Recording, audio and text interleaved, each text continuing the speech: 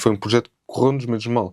E eu, quando comecei a reunião, não estava ali para apontar culpados ou arranjar culpados. Eu quero é arranjar melhorias. E eu acho que isso é algo que na nossa cultura temos muito, que é não procurar problemas, procurar soluções. Um pouco borrifando para quem foi culpado, onde é que estão as culpas. Eu quero é, digam-me como é que vamos melhorar para isto nunca mais acontecer. Um mito que eu costumo muitas vezes ouvir é que tu tens que ser quase um expert. E a verdade é que eu acho que não tens que ser muito bom naquilo que tu fazes. Tens é que te rodear de pessoas que façam melhor do que tu. O processo que me custou mais foi delegar, se calhar que o ego de ninguém faz melhor do que eu, e quando retirei isso, é aquilo que disse ainda há pouco, que é, eu hoje felizmente tenho pessoas na equipa que já dominam assuntos muito melhores do que eu e já falam termos que eu já tenho dificuldade em acompanhar, ou às vezes tenho que lhes perguntar o que é que aquilo é. A cultura das pessoas em si, para mim, eu acho que isso é o mais importante. Quando tu tens uma boa cultura da empresa, isso transpassa para fora. Isso sempre foi algo que eu tentei muito preservar dentro de Portas. Porquê? Porque depois disso vai tudo passar para externamente, porque as pessoas falam nos cafés, eles comunicam entre eles falam com os amigos dos amigos, e a verdade é que isso depois tem impacto no processo de recrutamento. Eu hoje tenho pessoas que vieram ter comigo muitas vezes por referenciação, das próprias pessoas que lá tenho dentro.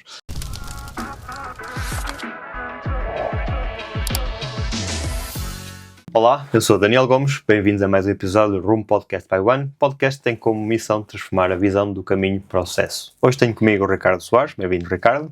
Olá, Daniel. Obrigado. O Ricardo Soares tem 25 anos, CEO da Politec, agência tecnológica que tem como missão capacitar as empresas e operar com eficiência, inteligência e fiabilidade através de soluções tecnológicas integradas. A Politec foi a agência do ano na categoria digital pelos prémios Lusófonos da Criatividade. É empreendedor desde cedo, percebemos pelos 25 anos. Trabalhou em grandes empresas multinacionais até se dedicar a 100% à Politec. É normal vê-lo em palestras sobre empreendedorismo, negócios, tecnologia e também é presença habitual em formações. Ricardo, mais uma vez, obrigado por ter aceitado o nosso convite. Pergunta clichê no podcast e começamos sempre por assim. Como é que surge esta questão do empreendedorismo e uma pessoa com 25 anos, tipicamente ouvimos que está numa carreira, numa multinacional, como tu passaste Sim. também. Como é que surgiste? Conta-nos lá. Olha, isso é a pergunta clichê, mas é importante para termos, obviamente, aqui contexto. Eu, na verdade, sempre estive envolvido desde sempre, desde a minha infância, se calhar desde os 12, 14 anos, sempre fui montando projetos na escola, ou seja, eu desde pequeno fui montando pequenos projetos, algumas iniciativas na própria escola, no entanto que eu chegava a ter alguns benefícios, que era a própria direção me ia chamar à sala quando estava a ter aulas, porque para ser chamado para algum projeto, para alguma iniciativa, para alguma questão que acontecesse. Portanto, eu hoje percebo que isso sempre esteve em mim, a parte do empreendedorismo, porque desde sempre criei projetos. Se calhar o meu primeiro projeto maior começou aos 14 anos, a Politec veio quando eu tinha 16 anos, que não era nada daquilo que tinha sido idealizado hoje, portanto a Politec nasce ali em 2016.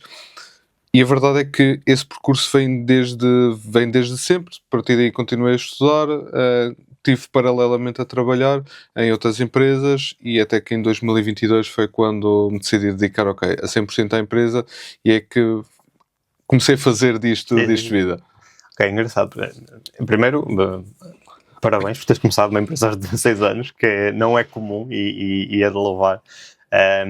E aí faço-te uma pergunta. Era algo já presente no teu ambiente familiar, de amigos, a questão do empreendedorismo, ou foste tu que pareceste com essa ideia assim do nada? Olha, eu acho que pontualmente em algumas pessoas de família isso foi gradualmente existindo. Agora, não ao ponto de empresa como construir a Politec, ou seja, ao patamar perto, isso nunca aconteceu. Não tenho antecedentes de terem montado grandes empresas ou empresas já com alguma estrutura, com pessoas, isso não. Havia ali negócios pequeninos, coisas mais iniciativas em termos de trabalhadores independentes, talvez. Autoemprego. Sim, autoemprego é aquele que chamamos sim. Agora, em termos de montar empresas e montar uma empresa com estrutura, oleada, preparada para crescer, etc., isso não. Por isso acho que aí fui eu que abri as portas a esse caminho. Ok. É interessante o caminho que tu fizeste, diferente dos outros, todos os caminhos de empresários passam por aqui, é diferente. Este caminho de quando tu estás a trabalhar e a Poltec é chamam os ingleses um side hustle, agora estava a faltar um termo em português. Sim. Tu algum dia pensaste que efetivamente a Poltec ia ser o teu futuro ou era mais vamos ver o que é que vai dar? Não, eu sempre tive a questão de eu quero me dedicar a 100% à Poltec e a Poltec sempre foi a minha visão. Ou seja, eu tive uma empresa durante quase 4 anos, depois fui para uma outra e eu pensei, fico aqui 2 anos, saio e dedico-me a 100% à Poltec. Depois isso não aconteceu e foi quando eu dei, digamos, o murro na mesa e disse, não, vou-me dedicar, porque eu já tinha o mindset de, não, eu vou só absorver o máximo de know-how, absorver o máximo de conhecimento, porque foi a minha grande escola, quer queremos, quer não, foi em termos técnicos onde aprendi mesmo muito, então foi a tentar absorver o máximo e ok, saio daqui, salto e vou passar para dedicar a 100% à Poltec e fazer crescer a Poltec até aos pontos que nem hoje imaginava que pudesse alcançar. Sentes que alguém que faça um caminho um bocadinho diferente do que tu fizeste, no sentido de estudar, criar diretamente uma empresa e não passar por um percurso mais tradicional numa grande empresa, multinacional ou não, pode não estar tão bem preparado para criar a sua própria empresa, ou achas que isso não teria impacto? Olha, eu já conheci histórias dos dois lados, portanto, eu acho que isso não irá influenciar. A verdade é que eu acho que ter feito o percurso ajudou-me a trazer bagagem e know-how que de outra forma não queria conseguir obter. Ou seja, eu hoje consigo idealizar e olhar para uma solução, para um cliente, idealizar da A a Z, porque tenho o know-how desde a parte técnica mais pura até à parte de gestão, que é o que a empresa ou a entidade com quem estamos a trabalhar quer desenhar. Portanto, a mim isso é uma vantagem de conhecer tecnicamente tudo da A a Z. Porém, também me traz a desvantagem, se calhar, que às vezes, como eu sou ali mais técnico, durante muito tempo ia lá meter as mãos em vez de me estar a focar no resto. Acho que já lá vamos a essa parte que é importante. A visão que tu tinhas no início para a Poltec já era esta visão de agência tecnológica, ou qual é que era e foi mudando ao longo do tempo? Conta-nos um bocadinho sobre isso. Olha, a verdade é que quando eu comecei o projeto, a verdade é que inicialmente era um bocadinho agência 360, porque a verdade é que nós estávamos a ir um bocadinho ao sabor do que os clientes pediam. Portanto, nós incluímos marketing digital, gestão de redes sociais, desenvolvimento, etc. Estávamos uma ótica mais de 360, porque também, se calhar, do meu lado ainda não havia clareza para onde é que vamos seguir e também ainda estávamos a tentar solidificar as coisas. Portanto, primeiro existiu trabalhámos muito numa ótica 360, oferecemos serviços agregados. Depois a visão foi mudada, passámos um bocadinho a incluir mais a tecnologia e focarmos mais para a tecnologia, não descurando a vertente de marketing e a vertente 360, porém este ano nós decidimos tomar um rumo e, portanto, é a terceira visão que nós reconstruímos para a empresa. É uma visão muito mais precisa, mais concreta e focada em tecnologia. Foi desde as origens, fomos olhar para todo o percurso da empresa, foi onde nós nos mantivemos e isso foi sempre a nossa essência.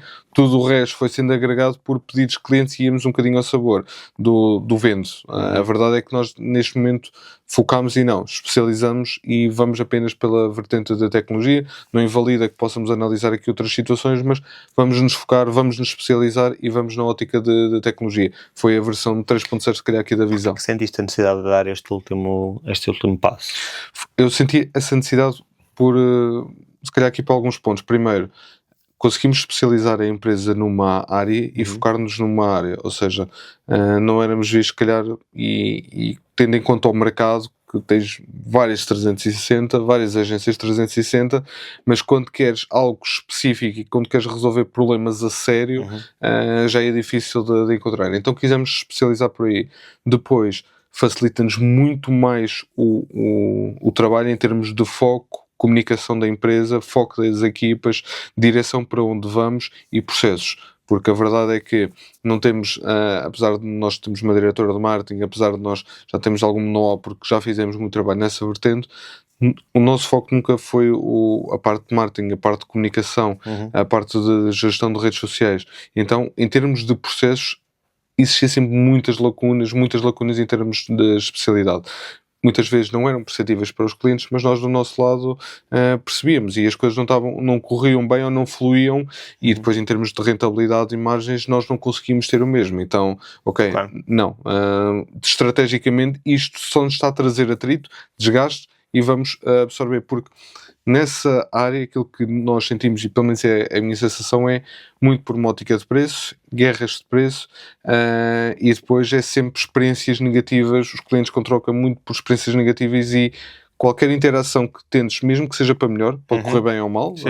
E isto corre sempre aos dois lados, ia sempre criar atrito, e era sempre muito difícil de gerir para os clientes. Então, como isso nos desgastava de tal maneira, decidimos, não, vamos nos focar pelaquilo que nós somos bons. E a verdade é que começámos a ter mais resultados aí, porque especializámos, retirámos tudo aquilo que era atrito, facilita-nos no recrutamento, facilita-nos na comunicação, e em termos de processos internos não tem nada a ver, é muito, muito melhor. Ok, última pergunta sobre esta questão que eu acho interessante. Até porque há um livro que fala muito sobre isso, sobre a questão da especialização, que é o Build to Sell.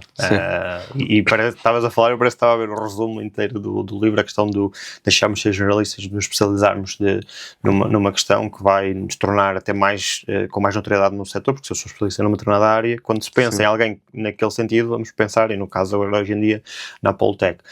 Mas quando dás esse espaço, não tens medo de perder clientes, deixando de ser uma 360, já tinhas provavelmente uma base de clientes. A partir do momento que passas a especializar, há determinados clientes que não têm provavelmente necessidade daquela especificidade. Não tiveste esse receio? Ou se tiveste, como mataste? Sim, tivemos naturalmente receio, até porque nós temos clientes nessas áreas, e gradualmente temos que passar pelo processo de comunicar aos clientes que vamos deixar de prestar esse serviço, explicar o porquê, e geralmente tentamos encaminhar para outras empresas dentro da nossa rede, empresas que conhecemos, empresas que sabemos que agregam valor. Agora, óbvio que houve esse receio, só que quando nós começámos a perceber o desgaste que tínhamos com esse trabalho, o desgaste com esses clientes, porque não significa que os clientes sejam difíceis, não é isso, é o desgaste do próprio trabalho em si, até para as equipas. E quando nós fomos a analisar o volume de faturação que vinha daí versus o impacto e o resultado que tínhamos, calhar se pusemos aqui a lei de Pareto, vimos que era mesmo para cortar, não valia a pena. Tivemos impacto porque tinha pessoas alocadas àquelas tarefas, àquelas funções, mas o que fomos pensar foi quantas tarefas, quantos projetos andou ali a enrolar que por falta de tempo nunca são aplicados. E então aquilo que tomamos, vamos agora avançar, temos aqui várias iniciativas que queremos fazer, mais uma vertente de desenvolvimento, e realocamos as pessoas. Portanto, tivemos essa preocupação, mas depois quando fomos a analisar o impacto versus esforço, era no-brain, e tipo, vamos então retirar esta vertente dos clientes, gradualmente vamos fazendo o desligamento após o fim dos contratos, mantemos até o fim dos contratos, mas depois vamos fazendo o acompanhamento para transitar para outras carteiras, e a verdade é que a percentagem que vinha daí, a faturação dos resultados que vinha daí, era muito curta, portanto, não estamos a falar de que fosse-nos impactar brutalmente em termos de faturação, não. Isso não aconteceu. E a verdade é que assim que fizemos isso, a curva mais tecnológica começou a subir. Se tu tivesses feito essa tomada de decisão mais cedo, caso o teu negócio estava... Ainda bem que o tomaste, não é? Sim. Naturalmente, mas... e é muito engraçado que falas aí da questão dos números, e nós às vezes até podemos ter essa percepção, mas se não pararmos para olhar para os números, essa realidade não vem.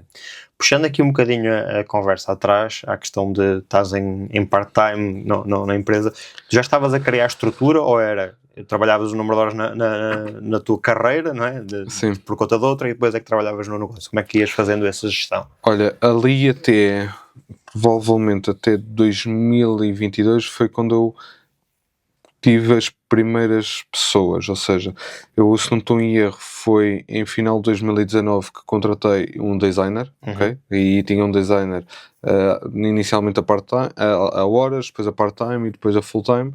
Portanto, ali na zona de 2019 foi quando nós começámos a fazer isso. Depois contratei um programador que está comigo até hoje, e foi quando gradualmente comecei a construir a primeira estrutura, algo mesmo muito, muito soft. Mas ainda tu fora da empresa. Isso, eu ainda fora da empresa, ou seja, não eras contratado da empresa. Não, eu ainda não era contratado da empresa. No entanto, quando vamos a ver a lista de colaboradores, eu não sou o primeiro.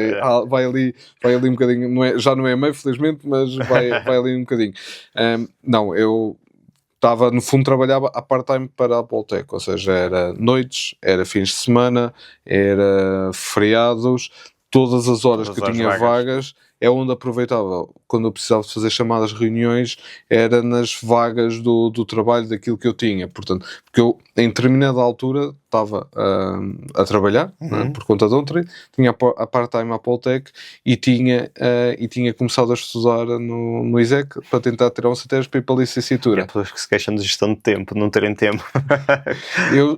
Eu posso dizer que a determinada altura estava a ser muito difícil de gerir tudo e tive de tomar a decisão de cortar um deles, ou seja, ou cortava o trabalho onde eu estava, ou cortava a Poltec, ou cortava onde estava a estudar. E a decisão parece difícil, mas foi muito fácil de ser tomada, porque o trabalho não podia deixar porque era a minha fonte de rendimento, portanto, esse aí vai ter que manter. Eu tinha que pagar contas, já tinha coisas, portanto, e tinha casa, estava sozinho em Coimbra, portanto, precisava disso. A Poltec, era o bichinho, era o sonho, portanto, estava fora de questão. Cortei os estudos, portanto, eu não acabei o CTES para depois para a licenciatura, cortei antes, porque mesmo aquilo que eu estava lá a aprender, como eu trabalhava ao mesmo tempo, sentia aqui uma disparidade muito grande. Sim. Eu sentia que estava a aprender coisas já há 10, 20 anos atrás. E eu, quando perguntava algumas coisas do meu trabalho ou daquilo que andávamos a fazer e que via no mercado, perguntava aos professores, eles diziam que tipo, não, nós nem sequer vamos aí tocar perto, nem vamos lá. E eu, ok, então se eu estou a tirar o CTES, vou tirar uma licenciatura e não me vai ser útil, então eu acabei por cortar e vi que não valia a pena. Eu lembro-me de ter exatamente o mesmo pensamento quando a minha área de estudos é engenharia informática, e quando, na altura, eu perceber que o que se praticava no mercado já era, na altura, mais corrente JavaScript, e eu não sequer tinha nenhuma cadeira onde tocasse-me em JavaScript, portanto, para quem não sabe, é uma linguagem de programação. E andámos em Pascal, que é a linguagem que dá há 50 anos atrás, sim, por isso percebo o que estás a dizer. À data de hoje, quantos colaboradores tens na estrutura? Neste momento, essa pergunta já é aquela que eu, quando me fazem, eu já tenho que começar a contar as secretárias. Eu mentalmente já começo a contar as secretárias, mas se eu não estou em erro, à data de hoje somos 8 pessoas. Okay. Vamos contratar agora 2 pessoas, em princípio, para o primeiro trimestre do próximo ano, mas se não estou em erro, à data de hoje somos 8 pessoas. Mas essa é aquela pergunta que eu já estou na fase, não sei se isso costuma acontecer, mas eu, quando me pergunta, eu já não me lembro, eu tenho que andar já a contar as secretárias a ver, ok, o que é que me está a escapar? A última vez que me fizeram essa pergunta, eu fiz assim o exercício que é, ok, na última reunião onde estão os departamentos todos, quantas pessoas estavam? E comecei a contar, mas sim, é normal, felizmente estamos também em muito crescimento, então é normal que isso também surja. Quando dás o passo para, efetivamente, individual, houve um grande crescimento no negócio? Sentiste que tinhas uma direção concreta? Como é que foi isso? Porque de repente tu tinhas... Era um part-time, se calhar tu nem pensavas muito nas coisas porque tinhas que executar, mas entretanto tens tempo. Como é que foi esse impacto? Olha, esse impacto foi duro no sentido de perceber que eu era uma pessoa extremamente técnica e quando me fizeram a transição de trabalhar para outros e começar a trabalhar eu na Poltec e fazer crescer aquilo, eu a determinada altura comecei a sentir que estavam-me a faltar skills de gestão, porque eu tecnicamente dominava e ia à frente com tudo.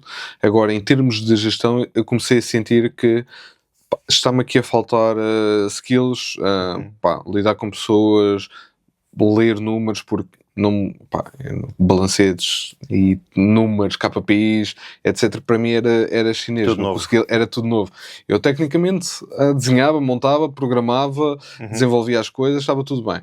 Agora, depois, toda a parte de gestão foi onde eu senti mais dor e onde me custou. E foi onde eu comecei, a pensar, tenho que fazer algum curso de gestão, e aí sim, não me importava de ir estudar, e já estava, se necessário eu vou estudar, fazer um curso. Ao mesmo tempo estava-me aqui a deixar um bocadinho receoso de, será que não vamos estar aqui muito disparos também do mercado, assim como em tecnologia? Portanto, isso aí estava-me aqui a travar um bocadinho, pensava, ter formações ou curso online, o que quer que seja. E foi na altura que apareceu aquilo que o grupo onde estamos hoje, que era a mentoria, na altura o Acelerar, assistiu ao primeiro, eu segui o funil todo. Sim. Assisti ao webinar, comprei, entrei no Acelerar, e foi aí onde eu fui buscar, se calhar, todas as minhas skills de gestão, de mindset, de como lidar com as pessoas, aprender, foi muito daí, Sim, porque claro. era onde estava a minha dor. Eu tecnicamente, era fixe. Agora, em termos de gestão e líder, é onde eu sentia muitas dificuldades, a sério, e porque já estava a começar a ter as primeiras pessoas, e às vezes lidar com aqueles desafios, lidar com os clientes, eu pessoalmente também tive que fazer aí algum trabalho, e portanto eu acho que esse foi o ponto que me mudou e Sim. que tive que fazer. Para falaste uma coisa, eu tive até me reportava aqui a ter um insight, uma coisa que me aconteceu há uns anos atrás, e estava a pensar exatamente numa coisa, que é, nós temos muita tendência em ir buscar uma resposta para tudo na parte mais académica dos estudos. Eu não estou aqui a desvalorizar a academia, até porque eu também passei lá e foi muito importante e ajudou a moldar muito do que eu sou hoje em dia, mas eu há 3 anos atrás também senti um bocado essa dificuldade. Qual foi o meu reflexo? Vou fazer uma licenciatura em gestão. Foi o meu reflexo, é verdade. E quando digo reflexo, foi mais reflexo porque eu fui escolher uma instituição, fui fazer, não cheguei a fazer provas de ingresso, mas perceber os métodos que eu tenho hoje em dia para poder aceder, até que partilhei com um grande empresário. Olha, tu pensas a fazer isto, e ele, para quê? Depois aprender sobre finanças públicas? O que é que se vai acrescentar? E ele disse-me aquilo, e tanto que eu lembro, isto foi a frase literalmente que ele me disse, e eu realmente, e agora estou a ter esse insight contigo, que é, não, realmente nós temos sempre esta tendência, porque é o normal, que a sociedade quase nos vende, vamos para aquele caminho, e depois, e atenção, eu fui o primeiro a ir para um curso que depois no final não exerço. E não aprendi com esse erro, que não fui analisar o plano do curso em concreto para perceber se era o que tinha. E a verdade é que hoje em dia temos muitas soluções no mercado, lá está. As licenciaturas são muito válidas, não quero aqui deixar isso de lado. Há caminhos diferentes e às vezes é importante nós analisarmos os caminhos diferentes. Falaste já várias vezes na questão das pessoas, não é? Portanto, e é um tema comum aqui no podcast, a gestão de pessoas, a atração de talento, a retenção do talento.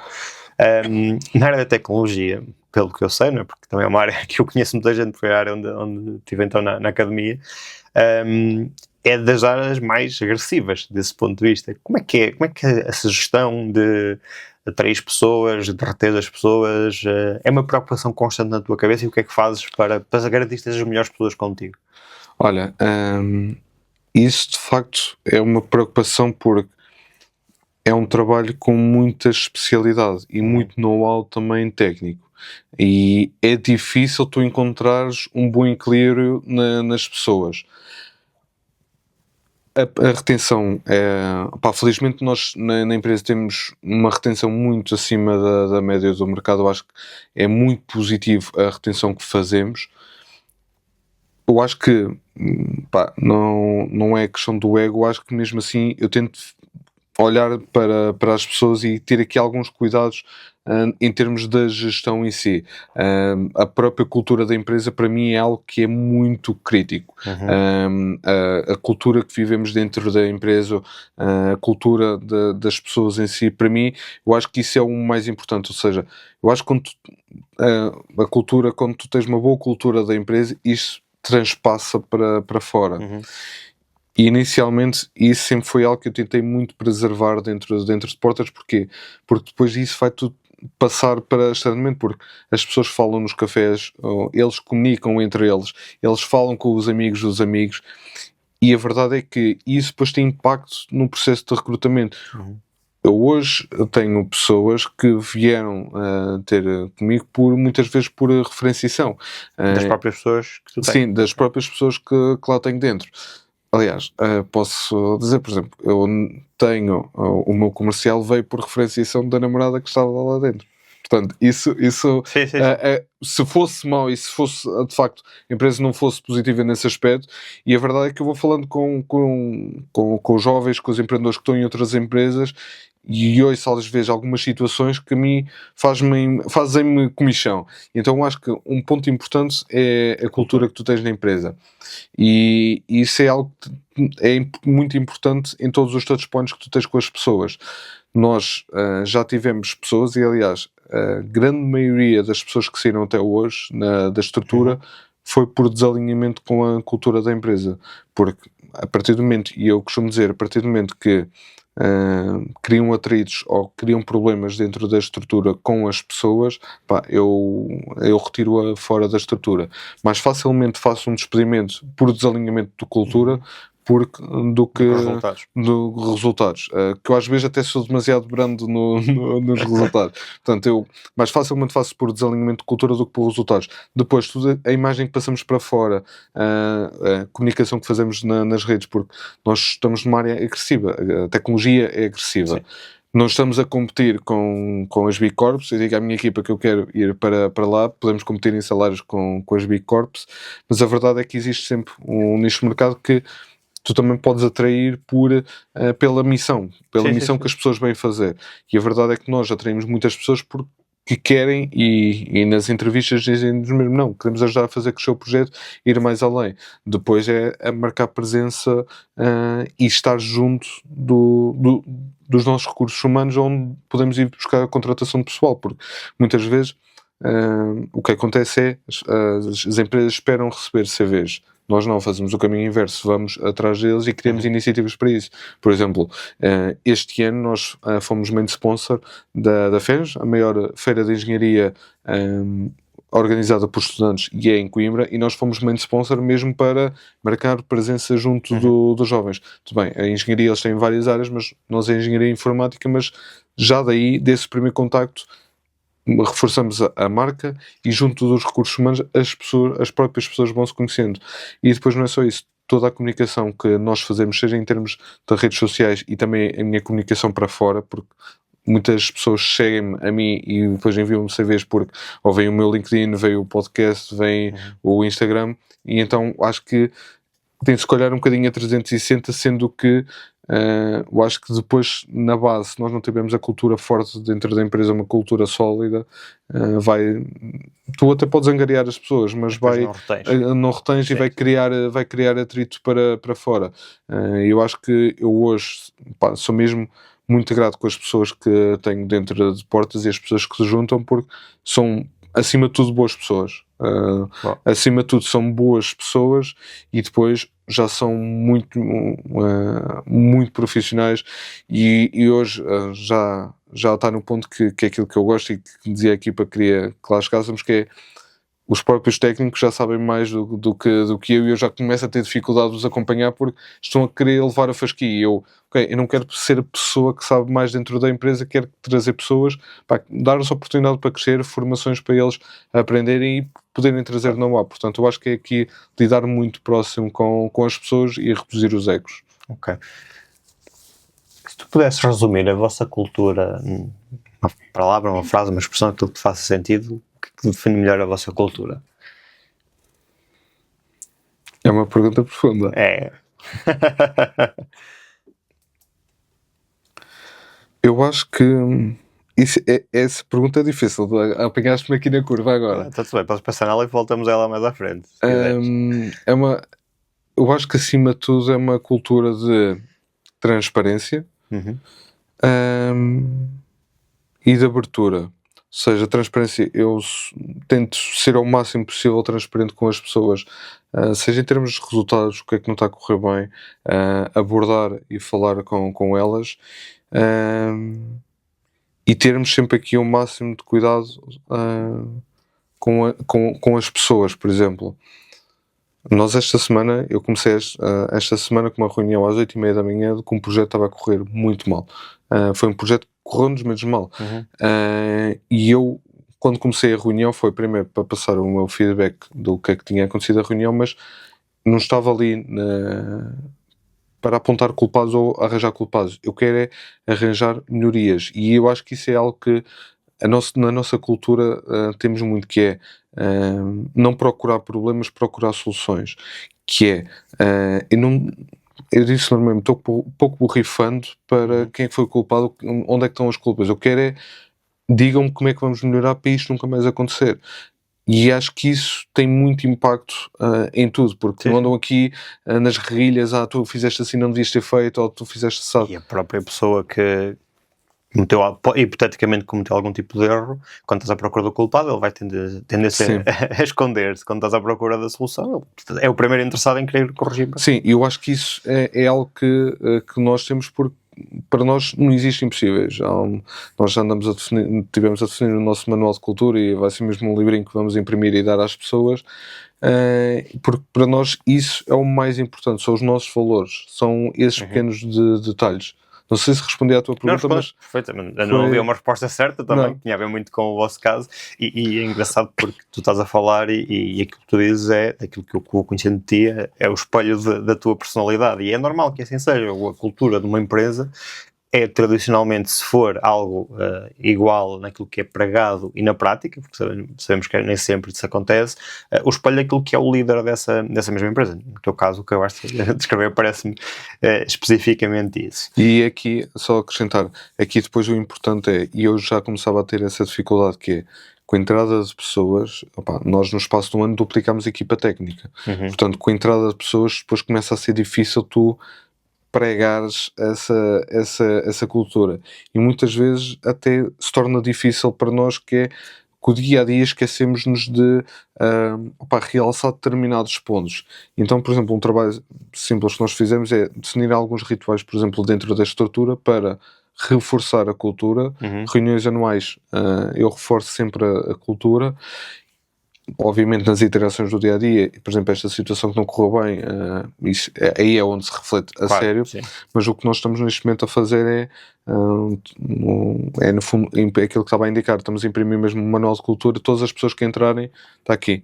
Isto é a nossa Bíblia sagrada, e tem lá mesmo a indicar comportamentos que são esperados, não esperados, a nossa forma de pensar, a nossa cultura, a nossa forma que queremos estar perante o cliente, os stakeholders, que é porque cada pessoa que entrar, saber, e tem lá até histórias reais, que é para perceberem ao certo até onde é que vamos e quais é que são os nossos limites, que é para não haver dúvidas, e no onboarding, no período de integração da pessoa, ok, isto somos nós, isto é a Apple Tech. Sim, faz sentido, e esses exemplos eu lembro-me de partilhar os valores que nós defendemos internamente com o empresário, e um deles é a honestidade, e ele dizer-me assim, e o que é honestidade para ti?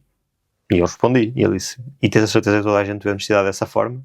Lá está, os exemplos ajudam exatamente a balizar. Sim. E a perceber, não, a honestidade é isto, e exemplo, nesta situação agimos desta forma. Sei, para quem não está se calhar tão ciente desta questão da cultura, pode parecer uma coisa muito exaustiva, mas faz efetivamente muito sentido. E muitas vezes a cultura, se calhar às vezes, assim como que era a percepção que eu tinha de missão, visão e valores, que é algo muito académico. Parece que é algo muito académico, mas a verdade é que a missão, visão e valores é o que depois faz refletir todo o caminho da empresa. A cultura precisa desses dados.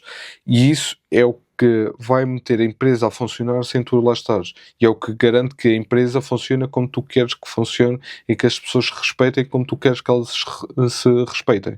Sim, isso é uma coisa que é muito importante, e que se fala que é a cultura não é o que acontece quando o dono ou o líder está no negócio, é o que acontece quando ele não está, portanto, e aí havendo muito bem as linhas, e a cultura não é só o que se diz, é aquilo que se exemplifica no dia-a-dia. Depois, quando não se está o líder, é normal que se consiga manter essa cultura, e depois isso reflete em tudo, reflete na retenção, reflete no serviço que é prestado aos clientes, tudo isso. Há uma pergunta aqui que já estou para te fazer desde que começaste a descrever o processo, que eu acredito, como tu sabes, uma das missões aqui do podcast é trazer dicas e processos reais às pessoas, que seja uma dificuldade de maior parte das pessoas que iniciam um novo projeto, quase sem estar envolvido na gestão do negócio. Como é que tu definiste o teu preço? Como é que tu definiste vendas? Como é que foi isso? Olha, se formos aos primórdios, posso dizer que era trabalhar para aquecer. Se formos aos primórdios, posso dizer que era trabalhar para aquecer. Depois entramos ali numa fase que competimos por preço, que eu sabia que estava a competir por preço porque precisava de portfólio, precisava de alinhar processos dentro da estrutura, precisava de mostrar aquilo que nós podíamos fazer. Existem outras estratégias e isso foi por onde nós fomos, que é, fomos competir por preço, mas era algo que eu sabia que não podia estar ali muito tempo. Ou seja, só para quem não esteja na área do empreendedorismo, tu numa fase inicial começaste vendias e ao preço de custo, praticamente, sim. Depois, vou começar aqui a ganhar uma margem para ter volume, para conseguir ganhar experiência, e hoje em dia já tens outro posicionamento, não é? Sim, hoje em dia a verdade é que, e isto, eu hoje já faço muito poucas vendas, já tenho a minha equipa comercial, mas a minha equipa comercial já, quando vem alguém e percebe que estão a competir por preço, eu costumo dizer, se quiser até lhe damos as empresas que fazem mais barato e vão à procura, porque nós não vamos competir por preço e não vamos entregar por preço. E a verdade é que nós hoje já ganhamos clientes que perdemos por causa de preço, porque eles criam soluções mais baratas e depois eles mostravam-nos as propostas e víamos os preços e eu até duvidava como é que conseguem competir com isto, ok? Os clientes... Se calhar é alguém que está na fase 1 que tu tiveste, que está só a vender ao preço de custo para começar a ganhar. Pode ser, mas nós até já vimos algumas empresas com alguma dimensão e como é que é possível? Com uma estrutura daquelas, como é que é possível estar a competir? E eu, ok, está tudo bem, os clientes vão para lá. A verdade é que, por exemplo, nós recentemente tivemos um cliente que voltou, porque do outro lado há meses que não era feito nada, não estava a correr bem, então viu, ali não resulta, então veio para nós, o projeto está a correr e está a correr bem. Mas a verdade é que inicialmente foi chapa ganha, chapa gasta, é basicamente a preço-custo. Depois passamos por uma estratégia ali durante se calhar um ano e meio de competir por preço e se calhar teve mais tempo porque eu não estava a olhar ou também não tinha as skills de gestão, porque eu também tinha a crença do preço. E isso é um ponto importante que é, e ainda há pouco tempo tive essa lição. Eu neste momento deixei de quando a minha equipa comercial e quando o meu comercial me vem e diz vou propor X preço a determinado cliente, a determinado projeto, o meu primeiro instinto é, se eu acho que estamos a praticar um preço elevado, eu vou dizer não acho que me devas cortar, e já me provou 1001 vezes que isso não resulta. Então neste momento eu calmo, vai em frente, faz a proposta, negocia. E a verdade é que a maioria das vezes ele fecha negócios a um preço mais elevado do que eu fecho. Porque eu, como estou na parte da gestão, quem olha para a conta bancária, quem olha para os custos sou eu. E eu penso, se perco aquele projeto, pode aqui criar algo. Tens mais a perder. Tenho mais a perder, pode criar aqui algum atrito. E então, eu neste momento, há determinadas negociações que eu prefiro que sejam eles, que seja uma comercial a fazer para evitar blindar, porque eu tenho essa crença, é uma crença minha e por isso é que se calhar não subimos os preços mais cedo, mesmo por causa disso. E quando se calhar também começamos a subir foi quando eu coloquei a equipa comercial, porque a verdade é que quando tu trabalhas a part-time numa determinada função vais ter resultados a part-time, e eu fazia tudo, não estou também a desenvolvimento, era gestão, era vendas. E quando tu tens alguém dedicado a full-time, mesmo que tu percas o negócio, tu vais buscar noutro. Portanto, então gradualmente fomos subindo os preços até ao patamar que nós achávamos que fazia sentido. Este ano subimos em 2 ou 3 serviços, não subimos em todo, mas vamos subir em 2 ou 3 serviços, porque vamos tentar entregar de forma diferente, de forma melhor. Mas a verdade é que eu hoje prefiro que seja as equipas às vezes a negociar os preços, porque eu tenho muito mais, eu tenho aqui esta crença e é aquilo que tu dizes, que é muito mais a perder. Eu quando olho, aqueles 30 capas davam mesmo muito jeito, porque davam-me jeito aqui na conta, e se calhar eles vão buscar por 35 ou 40, portanto eu acho que é um ponto que a mim foi uma grande aprendizagem que acabei por ter. Foi, se me vem com uma proposta que vão apresentar um cliente a um preço elevado, claro, se for drasticamente e não fizer sentido e haver aqui questões, eu intervenho, mas a maioria das vezes já me calo, vai, o negócio é teu, portanto vai em frente. Claro. Olha, já estamos a conversar há algum tempo, não sei se já te percebeste. Há aqui 2 ou 3 perguntas que são clichês aqui do podcast e que eu gosto sempre de fazer, e uma delas é: qual é que foi o melhor conselho que tu recebeste em termos de negócios, que melhor, ou que deu algum rumo ao teu negócio, ou que te ajudou mais nos teus negócios? Eu acho que foi este que estava a falar nisso, é quando tu trabalhas a part-time num projeto, numa função, não quer que seja, tens resultados a part-time. E isso, quando me entrou na cabeça, foi quando deu o gatilho de disparar. Foi quando eu fui buscar um comercial, foi quando agora já tínhamos tentado, não correu bem, vamos agora buscar um gestor de projetos, porque quando tu estás a part-time numa função, tu nunca, ou num trabalho, nunca vais dar a 100%. E então eu acho que é trabalho part-time, resultados a part-time. Foi o João Cortinhas que me disse isso, tu conheces, e ele quando disse isso e quando me bateu na cabeça, e eu depois quando comecei a aplicar e a ver que efetivamente era verdade, ok, é por aqui. Tem que ser esse. Em relação àquilo que é o criar uma empresa, ou ser empreendedor, como quisermos chamar, e com sucesso, e atingir o sucesso, seja lá o que isso for, qual é que achas que é o maior mito que existe associado a este percurso? Essa é uma boa pergunta, porque eu acho que um mito que eu costumo muitas vezes ouvir é que tu tens que ser, é quase um expert, tu tens que ser, ou das duas uma, se formos ao comum dos mortais, é que se tens um negócio muito de sucesso, ou andaste a roubar, estás a roubar alguém, ou é por cunhas, ou o que quer que seja, mas acho que acaba por ser que tens que ser o maior expert, ou tens que ser mesmo muito bom naquilo que fazes. E a verdade é que eu acho que não tens que ser muito bom naquilo que tu fazes. Tens é que te rodear de pessoas que façam melhor do que tu. E engolir um bocadinho o ego, eu já aprendi isso, felizmente. Porque foi o processo que me custou mais, foi delegar. Se calhar que o ego de ninguém faz melhor do que eu. E quando retirei isso, é aquilo que disse ainda há pouco, que é: eu hoje, felizmente, tenho pessoas na equipa que já dominam assuntos muito melhores do que eu e já falam termos que eu já tenho dificuldade em acompanhar, ou às vezes tenho que lhes perguntar o que é aquilo é. E eu acho que esse acaba por ser o segredo. Não, ou seja, o mito é, aquilo que me parece é que muitas vezes é que não, tu tens que ser uma pessoa super inteligente, ou tens que ser muito sábio, o supra-sumo daquilo, e a verdade é tens é que engolir o ego e buscar pessoas que sejam mais que tenham mais expertise de ti em determinadas áreas, não colocando em causa obviamente o teu know-how e onde queres dirigir. Claro, isso por acaso foi uma das aprendizagens que eu também tive que ter ao longo dos tempos, que eu era aquela pessoa que tinha que dominar tudo tecnicamente, etc.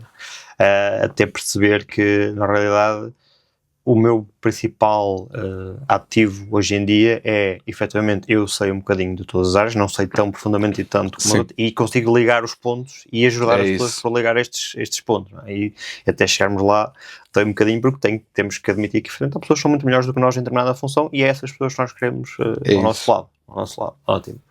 Olha, sei que trouxeste aí um livro, queres-nos falar sobre ele? Acho que é uma dica que tu queres dar aí a quem queira entrar na área do empreendedorismo. Olha, há 2 livros que eu recomendo. Eu tenho um emprestado, por isso é que eu me trouxe, mas já toda a gente acho que sabe, que é o Pai Rico, Pai Pobre. Eu acho que esse, para abrir a mente, é muito bom.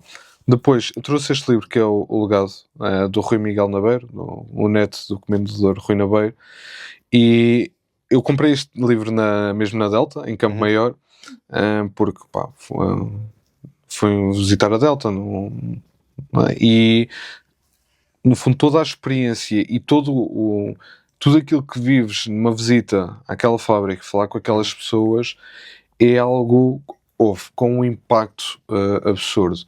E eu quis perceber como é que é a gestão por trás, como é que é o pensamento, porque eu fui lá e vi a fábrica. É uma fábrica que trabalha muito nas automações, pode parecer que não, mas eles investem muito em automações, muito em tecnologia, andavam a testar coisas que vão implementar para a frente, coisas que já o comendador Rui Nabeiro é que deu os passos iniciais, e eu queria perceber o legado que estava ali deixado, porque a forma como as pessoas falavam, a forma como estavam, a forma como a empresa funcionava, para mim, eu pensava, ok, eu gostava que um dia as minhas pessoas falassem de mim assim, gostava que a empresa funcionasse desta forma. E quando depois saí, comprei de facto este livro, O Legado do Meu Avô, do Rui Miguel Nabeiro, e ainda não o acabei de ler, mas posso dizer que está aqui uma grande lição sobre gestão, sobre liderança, sobre lidar com pessoas, sobre transparência. Eu acho que sem dúvida alguma é um livro muito, muito impactante. Sim, sem dúvida, uma das empresas em Portugal com mais história, com mais legado, como diz o próprio nome do livro, e com o qual todos nós temos muito a aprender, até porque contraria tudo aquilo que se diz sobre as empresas familiares, que de geração a geração vão acontecendo coisas, e claramente não acontece, e por acaso também não li esse livro, mas já pesquisei muito sobre a empresa, e a questão de nós olharmos para o negócio do café, porque já como negócio tradicional, eles têm muita parte de desenvolvimento. Sim, a Delta é muito mais do que aquilo que conhecemos, do que o café. Sim. E a verdade é que eu não tinha essa percepção, eu só tive essa percepção quando fui lá, e quando tu vês o grupo que de facto detém a Delta, que tem todas as marcas, todos os investimentos paralelos que eles têm feito, notas que eles estão a ir muito, muito à frente. E é curioso uma coisa, eu em 2017 fui ao Web Summit e a Delta estava lá com um protótipo da máquina que deitava o café de baixo para cima. Que agora saiu, sim. Que agora saiu. Foi sempre algo que me ficou na mente, porque eu provei o café e adorei. Era algo muito, muito diferente. Aquilo foi sempre algo que me ficou na cabeça. Então, mas a Delta meteu esse projeto para o lixo, o que é que foi? E agora há uns meses foi quando eles lançaram de facto essas máquinas, porque eles já investem muito em tecnologia, muita inovação, e a Delta é muito mais do que café. É um ecossistema de marcas em vários setores, em vários mercados, vale a pena conhecer. Que vale a pena mesmo conhecer. Ok. Ricardo, antes de mais, obrigado por teres aceito o nosso convite. Na por cima, sei que estás um bocadinho doente hoje, portanto foi um esforço aí que nós apreciamos muito. Sigam por favor o Ricardo nas redes sociais, vamos colocar o link na descrição do episódio. O Ricardo também tem um podcast, agora Sim. ficando a nota, que é o Rocketcast, e que vale a pena ouvir também, portanto sigam, e até um próximo episódio. Ricardo, mais uma vez, obrigado. Obrigado, Daniel.